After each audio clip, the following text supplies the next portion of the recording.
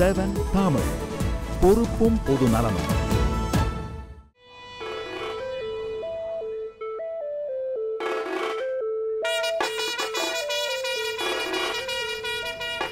Welcome back. So இப்போ வந்து நம்மளோட ஸ்கைப் கெஸ்ட் கிட்ட பேசிகிட்டு இருந்தோம். ஸோ இப்போ கண்டினியூ பண்ணலாம் அவங்களோட பேசுகிறது. So hello sir, this is me Meha. Sir, இன்னைக்கு மேட்ச் பற்றி நீங்கள் சொன்னீங்க இட் வாசன்ட் வெரி காமன் அப்போ வந்து டபுள் செஞ்சுரி அடிக்கிறது அண்ட் ஆல். ஸோ இப்போ வந்து லாட் ஆஃப் பீப்புள் கேஷுவலாக like more then 4 people have hit double century. அது வந்து எப்படி நீங்கள் நினைக்கிறீங்க? இல்லை, நீங்கள் பார்த்தீங்கன்னா நிறையாவே கேமே சேஞ்ச் ஆகிருக்கு. 2 நியூ பால் இருக்குது இப்போ 2 பக்கம். ஸோ நீங்கள் கடைசியாக ஒரு ஆடின வரைக்கும் பால் நல்லா ஹார்டாக இருக்கும். அது மட்டும் இல்லை, ஃபீல்டில் ரெஸ்ட்ரிக்ஷன் இருக்குது. ஃபீல்ட்ஸ் எல்லாம் இப்போ நீங்கள் பார்த்தீங்கன்னா முன்ன நீங்கள் சர்க்கிள் வெளியில் 5 பேரை வைக்கலாம். இப்போ நீங்கள் 4 பேர் உள்ள வைக்கலாம். 4 பேர் தான் வச்சு ஆகணும். ஸோ அந்த மாதிரி மாற்றமெல்லாம் இருக்குது. பேட்ஸ் ஆல்சோ நல்லா இப்போ ஆடுற பேட்ஸ்லாம் முன்னையோட பேட்ஸோட much better bats, heavier bats, bigger bats. பவுண்ட்ரிஸும் நீங்கள் பார்த்தீங்கன்னா நாங்கள் ஆடுற காலத்தில் பவுண்ட்ரிஸ் கொஞ்சம் பெருசாக இருக்கும். இப்போ ஆடுற பவுண்ட்ரிஸ்லாம் கொஞ்சம் சின்ன பவுண்ட்ரிஸ் இது. ஸோ ஆல் இன் ஆல் இந்த ஃபேவர் ஆஃப் த பேட்ஸ்மேன். ஆனால் எண்ட் ஆஃப் த டே இன்னைக்கு நீங்கள் பார்த்தீங்கன்னா நீங்கள் எந்த பவுண்டரி வச்சிருந்தாலும் எவ்வளோ ஃபீல்டர் வச்சிருந்தாலும் ஃபீல்டர் ஸ்பெக்டேட்டர்ஸாக இருந்தாங்க, ஸ்பெக்டேட்டர்ஸ் ஃபீல்டர்ஸாக இருந்தாங்க நீங்கள் பார்த்தீங்கன்னா. ஸோ கிறிஸ் கெயில் வந்து இன்றைக்கி சாமி ஆடுறது உறுதி தான் அப்படின்னு சொல்கிறீங்க. Anyway one part of the team West இண்டீஸோடைய வந்து பாசிட்டிவான ஸ்டார்ட் இருக்குது. இருந்தாலும் ஜிம்பாப்வே டீமோட வந்து ஒரு டீசெண்டான ஸ்கோர் தான் சேஸ் பண்ணியிருக்காங்க. ஜிம்பாப்வே டீமோடைய பவுலிங் சைடில் வந்து ரொம்பவே வீக்கஸ்ட் பார்ட்டுன்னு நினைக்கிறீங்களா, இல்லை கிறிஸ் கெயில் வந்து ஃபுல் ஃப்ளெஜ்டு ஃபார்மில் அவங்க சாமுவல்ஸோட பார்ட்னர்ஷிப்னால இந்த ஸ்கோர் போச்சுன்னு நினைக்கிறீங்களா? நீங்கள் பார்த்தீங்கன்னா ஒரு ஸ்டேஜில் அவங்க 0 for 1 முதல் ஓவர்லேயே ஒரு விக்கெட் வந்துச்சு. பன்னியன்கார் எடுத்தார், போல்டு டுவேன் ஸ்மித்து. அதுக்கப்புறம் ஒரு வெரி வெரி க்ளோஸ் கால், ஒரு லெக் பிஃபோர் அப்பீல் பண்ணாங்க கிறிஸ் கெயில. அது எந்த பக்கம் வேணால் போயிருக்கலாம். ஆனால் அவருக்கு இன்னைக்கு கொஞ்சம் அதிர்ஷ்டம். அவர் நாட் அவுட்னு சொன்னார் அம்பையர். ஏன்னா அம்பையர்ஸ் கால், அதே அம்பையர் அவுட் சொல்லியிருந்தாருன்னா அந்த அம்பையர்ஸ் கால் ரிவ்யூவில் அவர் அவுட்டு. ஸோ அந்த டிசிஷனே கொஞ்சம் டிஃப்ரெண்ட்டாக இருந்திருக்கும். ஆனால் அவருக்கு இன்னைக்கு ஒரு கரெக்டான ஒரு நாள் அவருக்கு ஆண்டவர் பண்ணி செஞ்ச மாதிரி இருந்தது இன்னைக்கு. அதுக்கப்புறம் அவரை பிடிக்கவே முடியல. இந்த ஸ்டேஜில் நீங்கள் ஒரு ஜிம்பாப்வே போலர்ஸ் தப்புன்னு சொல்ல முடியாது. கொஞ்சம் இன்எக்ஸ்பீரியன்ஸ் சைடு, சின்ன சைடு.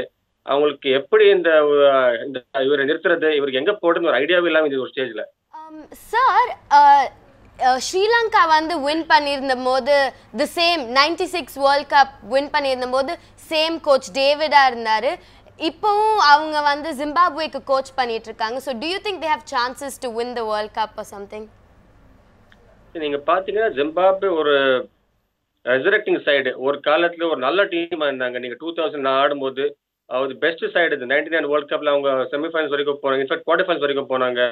அப்போ நீங்கள் பார்த்தீங்கன்னா Heath Streak, Neil Johnson, Alistair Campbell, Andy Flower, Grant Flower, Guy Whittall, ஒரு நல்ல ஹென்ரி ஒலாங்கா, ஒரு அருமையான சைடு.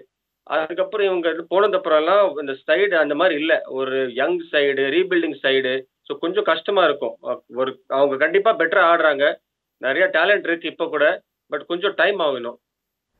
ஸோ ஓவரால் வந்து இன்றைக்கி கிறிஸ் கெயில் வந்து எப்படி இருந்தாலும் நம்ம வந்து அடக்கியிருக்க முடியாது. உங்கள் ஸ்டைலில் சொன்னால் சாமி ஆடுறது வந்து கன்ஃபார்மாக சாமி ஆடிட்டார். வெஸ்ட் இண்டீஸ் டீமோடைய ஸ்டார்டிங் ஸ்டேஜ் அப்போ அயர்லாண்டோட ஒரு டெஃபிட் இருந்தாலும் அடுத்தது பாகிஸ்தான், அப்புறம் ஜிம்பாப்வே 2 டீமையும் வந்து புரட்டி போட்டு கரெக்டாக ஆடி இருக்காங்க. செம்மையான ஒரு பிக்கஸ்ட் சேஸில் இருக்காங்க. இப்போ வெஸ்ட் இண்டீஸ் டீமோட க்ரோத் வந்து நீங்கள் எப்படி பார்த்துட்டு இருக்கீங்க? அவங்களோட ப்ராபபிலிட்டி எப்படி இருக்குது? இப்போ ஆனஸ்ட்டாக சொல்லணும்னா ஃபஸ்ட்டு வந்து இந்தியா சவுத் ஆஃப்ரிக்கா மேட்ச் நடக்கும்போது சவுத் ஆஃப்ரிக்கா டீமோட சான்சஸ் தான் அதிகமாக இருக்குது அப்படின்னு நிறைய பேரோட கருத்துக்கள் சமூக வலைத்தளத்தில் வந்திருந்தது.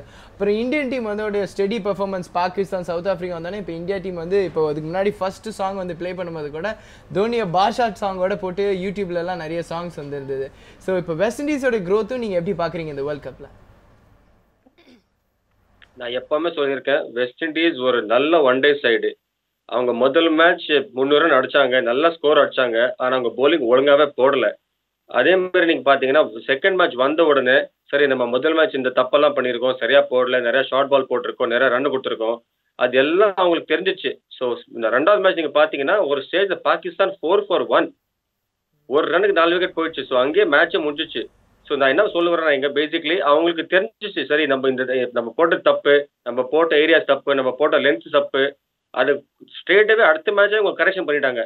எனக்கு தெரிஞ்சு இப்போ வெஸ்ட் இண்டீஸ் ஒரு ஃபார்மிடபிள் சைடு, ஒரு டஃப் சைடு தான் இதாக இருக்கும். நம்ம இந்தியா கூட கொஞ்சம் பார்த்துட்டு இருக்கோம். ஏன்னா அவங்க கிறிஸ் கெயில் ஒரு சிங்கம், அந்த சிங்கம் இப்போ எழுப்பி விட்டுருக்கீங்க, அவர் பார்க்கணும் இப்போ என்ன ஆகுதுன்னு. ஓகே, சிங்கத்தை வந்து லைட்டாக எழுப்பி விட்டுருக்காங்க அப்படின்னு சொல்லியிருக்காரு. அடுத்ததான் நம்ம கூட வந்து அவுட்டோரில் மதியழகன் இருக்காரு. அவர் வந்து ஹேமங் பதானி கிட்ட நம்மளுடைய ஃபேன்ஸ்லாம் என்ன கொஸ்டின் கேட்க போகிறாங்க அப்படின்னு தெரிஞ்சுக்கலாம். வணக்கம் மதியழகன், இப்போ நீங்கள் எங்கே இருக்கீங்க? உங்கள் கூட பார்த்தாலே தெரியுது நிறைய கிரிக்கெட் ஃபேன்ஸ் இருக்காங்க அப்படின்ட்டு. நீங்கள் உங்களுடைய தகவல்களை பதிவு பண்ணுங்கள்.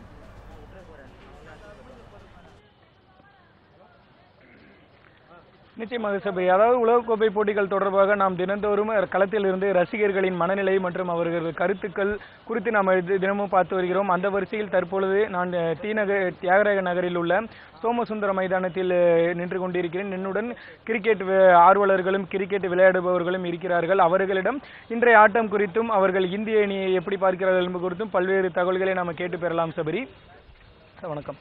இன்னைக்கு கிறிஸ் கெயில் ஆடின விளையாட்டை பார்த்துருப்பீங்க. அந்த வார்த்தையை பற்றி, அந்த விளையாட்டை பற்றி உங்களுடைய கருத்துக்களை சொல்லுங்க. நீங்கள் ஜென்ரலாக நான் பேசுகிறேன். நான் கிரிக்கெட்டை பற்றி மொத்தமாக பேச விரும்புகிறேன். கிரிக்கெட் வந்து cricket is a unpredictable game now. that is not, no one is playing properly because ஒரு கொஞ்ச நாளுக்கு முன்னாடி இங்கிலாந்து வாசஸ் இந்தியா வந்து செமிஃபைனல் விளையாடும் போது கேட்டிங் ரிவர்ஸ் ஸ்வீப் ஆடி மேட்சை தோற்றதுக்கு ரிவர்ஸ் ஸ்வீப் ஆடினவன் பைத்தியக்காரன்னு சொன்னாங்க கிரிக்கெட்டில். அதனால தான் மேட்ச் போச்சுன்னாங்க. ஆனால் இப்போ இருக்க காலகட்டத்தில் ரிவர்ஸ் ஸ்வீப் எவனுக்கு ஆட தெரியலையோ அவன் தான் பைத்தியம்னு சொல்கிற அளவுக்கு கிரிக்கெட் ஆகிப்போச்சு. Not only that, cricket is a fully money minded game. West Indies வந்து இந்த அளவுக்கு அடிக்கிறது வந்து பெரிய விஷயம் கிடையாது.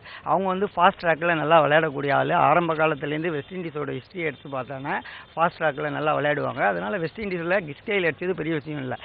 இதில் என்னென்னா அவங்க நல்லா விளையாடினா தான் அவங்க வந்து ஐபிஎல்லில் செலக்ட் ஆவாங்க, நிறைய பணம் சம்பாதிக்க முடியும், நிறைய ஏலத்துக்கு போகணும்.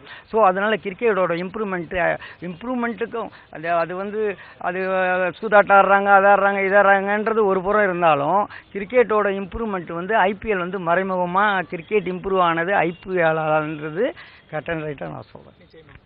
அதாவது இந்த ரசிகரிடம் நாம் இன்னைக்கு கிறிஸ் கெயில் ஆடுறதை கேட்டால் ஒரு கிரிக்கெட்டுடைய வரலாறு மற்றும் அது மட்டும் இல்லாமல் கடந்த காலத்தையும் பற்றி சொல்லியிருக்காரு. அடுத்ததாக கிறிஸ் கெயில் இன்றைய போட்டி குறித்து நாம கேட்கலாம்.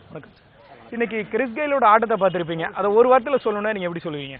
கிறிஸ் கெயிலோட கேம் பார்த்தீங்கன்னா இது நேச்சுரல் கேம் தான் வருது. அவர் ஒன்றும் சும்மா டிராவிட் மாதிரி ஆடக்கூடிய ஆட்டக்காரர் கிடையாது. அவர் சிறந்த வீரர், உலக பேட்ஸ்மேன்லேயே டாப்பஸ்ட் பேட்ஸ்மேன் அவரும் ஒருத்தர் தான். அவர் வந்து டிரைவ் ஆட தெரியாது. மோஸ்ட்லி பார்த்தீங்கன்னா அவர் வந்து அபவ் கிரவுண்ட் விட்டு வெளியே அடிக்கக்கூடிய பிளேயர் தான். அவர் வந்து இது அடித்ததுன்றது ஒரு பெரிய விஷயமே கிடையாது. இதனால் வந்து இன்னும் 2 மேட்ச் கழிச்சு இந்தியா வெஸ்ட் இண்டீஸ் மேட்ச் வருது. இதனால் வந்து இந்தியர்களுடைய மனநிலை எப்படி இருக்கும் அதை தான் நம்ம பார்க்கணும். தவிர கிறிஸ் கெயில் அடித்த பார்க்குறது வந்து நாட் இம்பார்ட்டன்ட். ஓகேங்களா? அடுத்த மேட்ச் கெயிலை எப்படி அவுட் பண்ணுறது, வெஸ்ட் இண்டீஸ் அணியை எப்படி வீழ்த்துறது தான் நம்மளுடைய நோக்கமாக இருக்கணும். கிறிஸ் கெயில் அடிக்கிறன்றது அவர் நேச்சுரல் கேமே, அவருடைய கேமே அதுதான். அதில் பார்த்தீங்கன்னா இன்றைக்கி அடித்தது வந்து ஒரு பெரிய விஷயம் கிடையாது. இதே சவுத் ஆப்பிரிக்கா, ஆஸ்திரேலியா, இங்கிலாந்து கிட்ட அடிச்சிருந்தாங்கன்னா ஓகே, அதை அக்செப்ட் பண்ணிக்கலாம். இது வந்து ஜிம்பாப்வேன்றது ஒரு சின்ன நாடு, அவங்க அவ்வளோ காலமாக இருந்தாலும் பெரிய பவுலர்லாம் கிடையாது. அவங்கக்கிட்ட அடிக்கிறது ஒரு பெரிய சாத்தியமே இல்லை. பட் வெஸ்ட் இண்டீஸ் வந்து ஆஸ்திரேலியா, இங்கிலாந்து கிட்ட அடிச்சிருந்தாங்கன்னா ஓகே, இதை அக்செப்ட் பண்ணிக்கலாம் சார். ஸோ இப்போ அதே போல் இன்னைக்கு கெயிலை பொறுத்த வரைக்கும் இது வரைக்கும் 3 இந்திய வீரர்கள் தான் இரட்டை சதங்கள் அடித்திருந்தார்கள். ரோஹித் சர்மா, வீரேந்தர் சேவாக், சச்சின் டெண்டுல்கர்.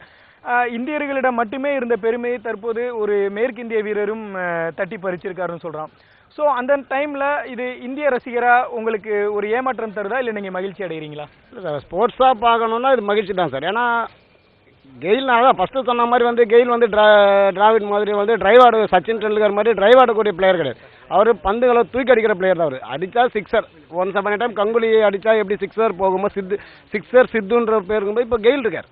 காலகட்டங்கள் மாற மாற பிளேயர்ஸ் மாறிட்டு தான் இருப்பாங்க. கெயில் அடித்தது ஒரு சந்தோஷமாக இன்டர்நேஷனல் லெவலில் பார்க்க போனீங்கன்னா அது ஒரு நல்ல விஷயம் தான்.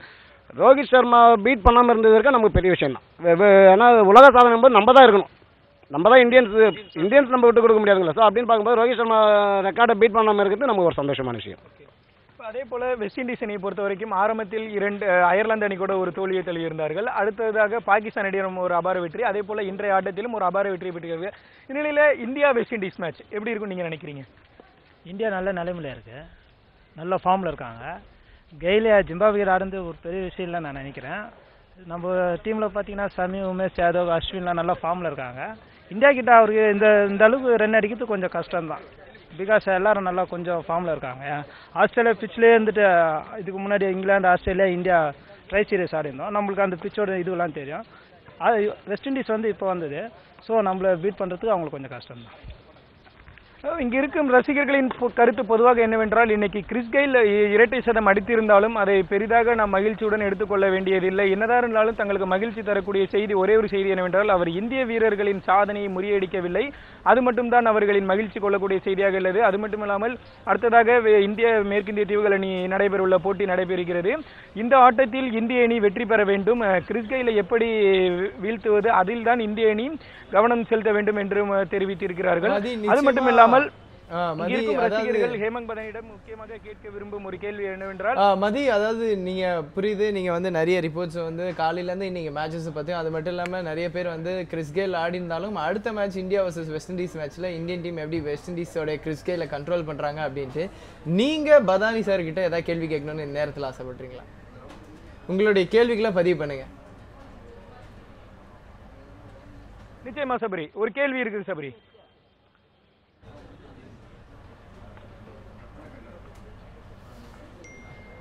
ஹலோ, சொல்லுங்க மதி. Bharani, this is Mathiyazhagan. அதாவது இன்னைக்கு வெஸ்ட் இண்டீஸ்க்கு ஜிம்பாப்வேக்கு எதிராக வெஸ்ட் இண்டீஸ் கிறிஸ் கெயில் ஒரு அபார விளையாட்டு விளையாடி இருக்காரு. ஆனா இது வந்து பொதுவா என்ன சொல்றாங்க அப்படின்னா, இந்த விளையாட்டு வந்து ஒரு கத்துக்குட்டி அணியான ஜிம்பாப்வே கூட அவர் எடுத்ததை வந்து நம்ம பெரிய விஷயமா பார்க்க வேண்டியதில்ல.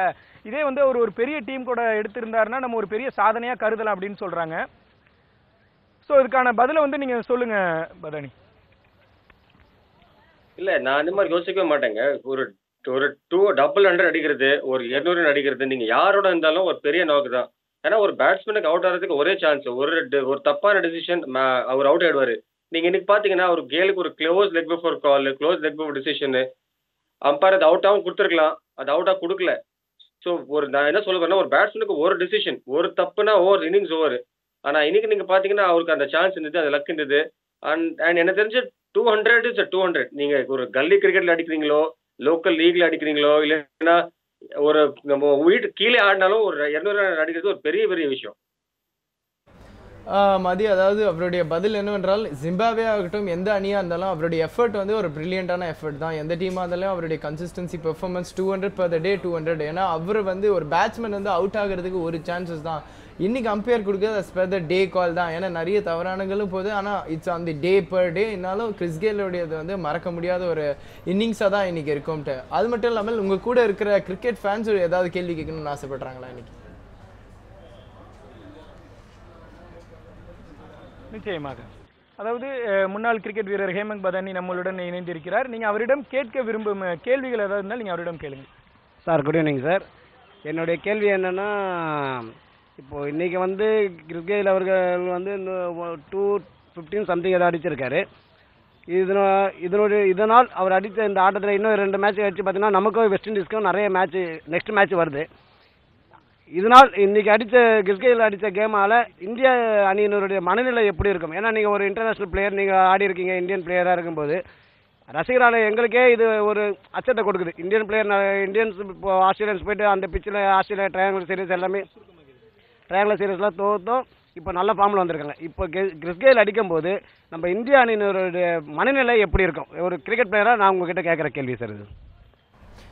அதாவது பதானி சார், இவருடைய கொஸ்டின் என்ன, ஃபர்ஸ்ட் வந்து கிறிஸ் கெயில் இன்னைக்கு அன்பீட்டபிள் டபுள் செஞ்சுரி அடிச்சிருக்கிறது இந்தியன் டீமுக்கு வந்து எந்த அளவுக்கு ஒரு ப்ராமினெண்ட்டாக இருக்கும். இந்தியன் டீம் அடுத்து வந்து யுஏஇக்கு அடுத்து வெஸ்ட் இண்டீஸோட மோத இருக்காங்க. அதில் இந்தியன் டீம் எப்படி கண்ட்ரோல் பண்ணுவாங்க வெஸ்ட் இண்டீஸ்ன்றதா உங்களுடைய தகவல்களை சொல்லுங்க சார். கண்டிப்பாக இது ஒரு யோசிப்பான விஷயம் தான். ஏன்னா நீங்கள் பார்த்தீங்கன்னா கிறிஸ் கெயில் ஒரு வெரி இம்பார்ட்டன்ட் பிளேயர், ஒரு பெரிய பிளேயர் அவங்க டீமில். ஆக்சுவலாக நீங்கள் பார்த்தீங்கன்னா ரீசெண்ட் டைம்ஸில் அவர் ஒரு செஞ்சுரி அடிக்கல. அவர் போன வாட்டி அடிச்ச செஞ்சுரி ஜூன் 2013 தான் அடிச்சிருக்காரு. ஸோ ஆக்சுவலாக நீங்கள் பார்த்தீங்கன்னா ஒரு 20 மாசமா அவர் செஞ்சுரி அடிக்கல ஒன் டேஸில். ஸோ அவர் இன்னைக்கு அடிச்சிருக்காரு, ஒரு நல்ல ஃபார்மில் வந்திருக்காரு. ஃபர்ஸ்ட் 2 மேட்ச் இந்த வேர்ல்டு கப்பில் கூட ரன் அடிக்கல. ஸோ நான் முன்னையும் சொன்னேன், ஒரு சிங்கம் மாதிரி அவர் எழுப்பி விட்டுருக்கீங்க. ஒரு யோசிக்க வேண்டிய விஷயம் தான். பட் நான் அவ்வளோ எனக்கு டென்ஷன் இல்லை. ஏன்னா இந்தியன் டீம் நீங்கள் பார்த்தீங்கன்னா இந்த ஸ்டேஜில் இப்போதைக்கு ரொம்ப நல்லா ஆடிட்டு இருக்காங்க. ஒரு இந்த சீரீஸ் முன்னாடி ட்ரை சீரீஸில் ஒழுங்காக ஆடல, டெஸ்ட் மேட்ச்லேயும் ஒழுங்காக ஆடல. பட் கரெக்டாக வேர்ல்டு கப் போது அவங்க பியூட்டிஃபுல்லாக ஆடுறாங்க, ரொம்ப நல்லா ஆடுறாங்க. போலிங் எனக்கு ஒரு கொஞ்சம் வரி இருந்துச்சு சார், எப்படி போடலாம் எப்படி போடுவோம் சரியாக எனக்கு டீம் செட் ஆகிற மாதிரி தெரியல. பட் நீங்கள் 2 மேட்சும் பார்த்தீங்கன்னா பாகிஸ்தானோட சரி சவுத் ஆப்பிரிக்கா அணியோட சரி அருமையாக போட்டிருக்காங்க. ஸோ எனக்கு தெரிஞ்ச அவ்வளோ யோசிக்க வேண்டிய விஷயம் இல்லை. பட் கெயில் ஒரு பெரிய பிளேயர் தான் and I am sure we can control him. So Indian டீமை வந்து நிச்சயமா கண்ட்ரோல் பண்ண முடியும் அப்படின்ட்டு மதியழகன் பதானி சார் வந்து தெரிவிச்சிருக்காரு. உங்களுடைய தகவல்களுக்கு நன்றி மதி. குறிப்பா பதானி சார், எனக்கு இன்னொரு கொஸ்டின் என்னன்னா, இதுக்கு முன்னாடி ஒரு பப்ளிக் வந்து கேட்டிருந்தாரு, ரிவர்ஸ் ஸ்வீப் வந்து அந்த காலகட்டத்தில் வந்து ஆடும்போது அவர் வந்து பிளேயரே கிடையாது, ரிவர்ஸ் ஸ்வீப்லாம் ஏன் ஆடுறீங்க அப்படின்ட்டு. ஆனால் இப்போ scoop shot, reverse sweep shot எல்லாமே ஆடுறது வந்து பற்றி பேசிக்கிட்டே இருக்காங்க. ஸோ இதை பற்றி உங்களுடைய கருத்துக்கள் என்ன? இல்ல நீங்க பாத்தீங்கன்னா முதல்ல இருந்து கேமே இவால்வ் இருக்கு. முதல்ல ஹெல்மெட்ஸ் கிடையாது, முதல்ல டை பேட்ஸ் கிடையாது, ஃபீல்டர்ஸ் டைவ் அடிக்க மாட்டாங்க. Cricket was played only in white and white, colour clothing கிடையாது, பேட்ஸ் வேற மாதிரி இருந்தது. ஃபீல்டிங் ரெஸ்ட்ரிக்ஷன்ஸ் நீங்க இப்போ நீங்க பாத்தீங்கன்னா ஸ்கொயர் லெக் மேல 3 ஃபீல்டர் தான், 3 ஃபீல்டருக்கு மேல 3 ஃபீல்டர் வைக்க முடியாது. அப்போ நீங்க 6 ஃபீல்டரும் வச்சிருக்கலாம். ஸோ கேம் அப்படியே மாறினே இருக்கு, ஃபுல் அண்ட் ஃபுல்லா மாறினே இருக்கு. அப்போ நீங்க ஆட்ட கிரிக்கெட் வெறும் ரெட் பால் ஆடிருந்தீங்க, இப்போ ஒயிட் பால் ஆடுறோம். So it's a different thing. இப்போ நீங்கள் பார்த்தீங்கன்னா முன்ன நீங்கள் 250 ரன் அடிச்சிங்கன்னா ஒரு பெரிய ஸ்கோரு, இப்போ 250 ஒரு பிளேயரே அடிக்கிறான்ப்பா. So it's a very different ball game. நிச்சயமாக காலத்திற்கு ஏற்ப வந்து எல்லாமே மாறுது. டெக்னாலஜி வைஸ் வந்து எல்லாருமே வந்து ஒரு சேஞ்சஸ் வந்து வந்துக்கிட்டே இருக்கும். மேபி இன்னைக்கு இருக்கிற டபுள் செஞ்சுரிஸ் நாளைக்கு வந்து மாறலாம், அந்த ரெக்கார்ட்ஸ் பிரேக் பண்ணுறதுக்கான வாய்ப்புகள் இருக்குது அப்படின்னு சொல்லியிருக்காரு. இன்னும் நாளை நடைபெற உள்ள போட்டியை பற்றி பார்க்கறதுக்கு முன்னாடி ஒரு ஷார்ட் கமர்ஷியல் பிரேக் போயிட்டு வந்துடலாம்.